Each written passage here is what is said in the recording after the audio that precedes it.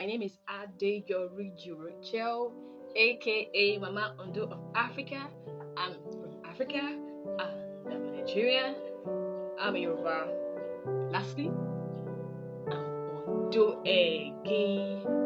Ondo again. So today, as you can see, look at my face, you see a tribal mark.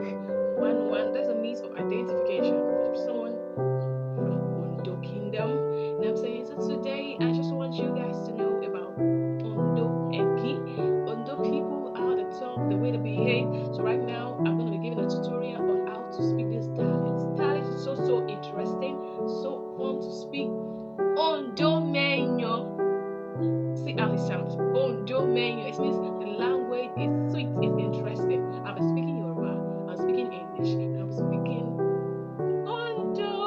So kindly just comment if you're interested in learning this language. Man, damn interested. Probably you want to do video comment.